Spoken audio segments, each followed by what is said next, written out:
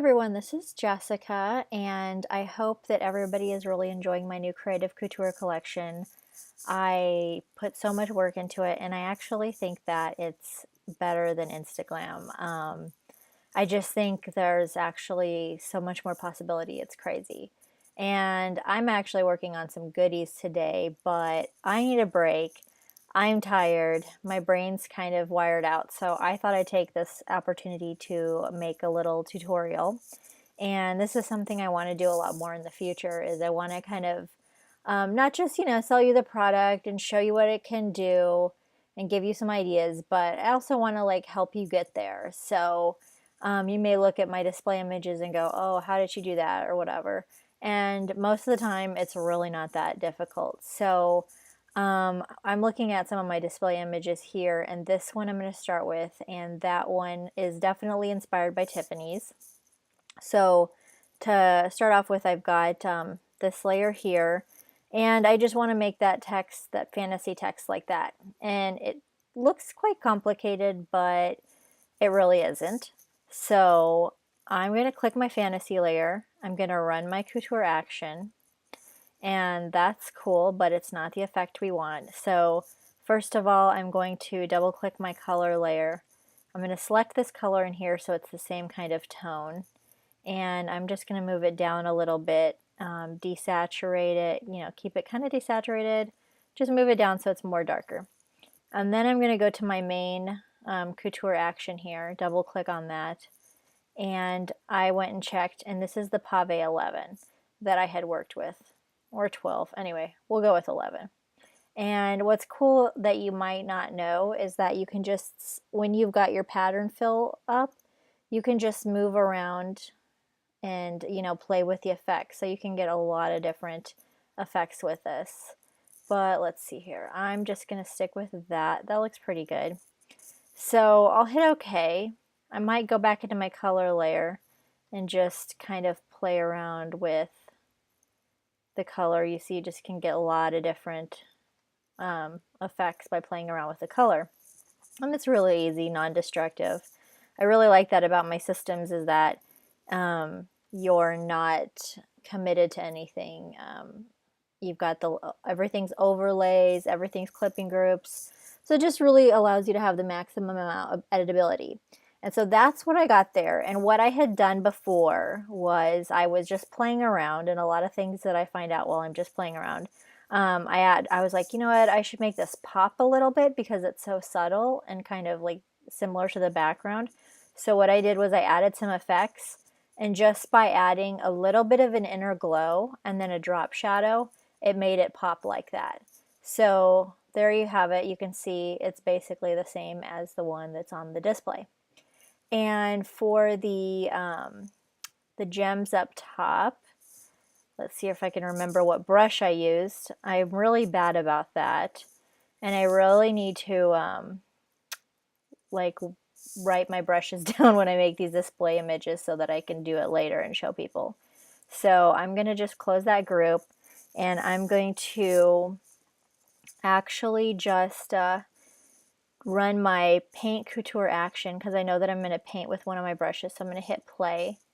That's going to prepare me a layer. I look for the layer in red, and that's where I'm going to draw on my my gems. So let's, oh, you know what? I think it's Thick Jewels Emerald. So I'm going to select that brush, and if it's not the exact same, I'm not going to worry about it, but it'll just kind of give you a similar treatment as that. So I'm going to run that brush across. Okay, cool. Now turn off the color for now. I'm going to double click in my main pattern layer, and I looked earlier too. Hopefully I'll remember all these. And that was like a jeweled 1, I believe. Let's see. Let's see what I used before. Actually, Lord help me, I made these all in one document, which wasn't exactly the best thing that I could have done, but we're going to work with that. So let's see. Oh, you know what? I used Pave 1. So I'm going to go over here because I just want to make the same. There we go. That looks more like it. So I've got the Pave 1 on there. I'm going to put the color back on, and pick a color like this, but I'm going to make it maybe just a little bit less saturated. So that looks pretty similar. So we're just going to, I might have had it a little bluer, but you can just play around with it. But for me, it's good enough for right now. So I'm going to hit OK. And so that's the main gems. And they're bigger, but I'm not trying to like duplicate it exactly. And then I'm going to make the smaller gems here. If you notice, there's another layer. And I think that's a confetti. So I'm just going to play my paint action again. It's going to make me my little layer group, find the red layer, and I'm going to look for, let's see here, jewel. It's like a jewel confetti or a gem confetti. Oh, here, jewel confetti cushion cut.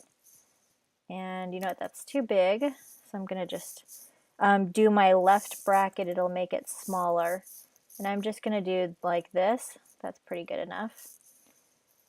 Just painted with my paintbrush. I'm going to turn off the color and let's see what pattern that I used. I don't feel like trying to figure it out. So I'm going to double click in there, and I had used Jeweled 5. So we are going to go over here, pick Jeweled 5, looks pretty good, and I think that I had a little bit of a color on it, like a soft blue. So I'm going to go in there, and I think it was a little bit bluer. But that just makes it look light. Let's see here. Kind of white. So that's pretty close, but I just kind of wanted to show you a little sample of how easy that is.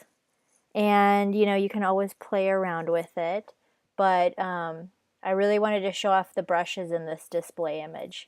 And those pavés, some of those are my favorite. Like, for example, in this fashion one, I just absolutely love how this little brush stroke here turned out. I think it looks so cool. And if somebody didn't know, they could think, oh my god, that graphic looks so complicated, like it took a long time. But let's see here, I'm going to delete it here. And I have no idea what brush I used before, but I'm just going to grab my creamy one. There we go, creamy paintbrush. And which that one is like kind of my default brush. It's just kind of like a good all-around brush. So I'm just going to do a little thing here like this. That's kind of how I made it. And then I'm going to grab like a little confetti. Let's see here. Just some classic confetti. Might change that down a little bit because you see how I had some little things hanging off. So you can grab that, or I think that I grabbed maybe some gems or whatever. But I had some stuff hanging off there. But how cool is that? I absolutely love some of those effects. It looks kind of like watercolor, a mix of just all different kinds of things. You've got some glitter in there, and the pavés is just really fun. That one is, let's see here, I think that's pavé 12. So those ones are just really fun. And another one of the things that I love is some of these look like they have so much depth. Just how they turned out and how I layered them and everything. Like, for example, on this one, this looks like it maybe took a lot more effort or whatever, but I think that I literally just went like this and used a single pattern. But I don't really know, but I'm just going to just check this out while I'm here with you guys. And yeah, this is a single brush stroke. And this pattern right there is So Dimensional 13. And you see some of these So Dimensional ones are really cool, how they have that depth to them. So it looks like there's like little confetti and stuff that are floating up. And I just love how that looks. So that is literally just So Dimensional 13, one single pattern on that brush stroke. And then I have the iridescent overlay, which shows that the iridescent overlay can actually look good on dark and light. And I do know that I used my big fat and scratchy brush. So I'm just going to delete this, grab my big fat and scratchy brush. I'm going to put my left bracket and just show you how easy it is. So that's just how I did it. Doesn't look exactly like that, but basically. So that's the sew dimensional line and everything, and I just really enjoy it. And I kind of wanted to make a graphic here to show you that this is not just good on girly things, that you can do this for a lot of different types of designs. And let's see this.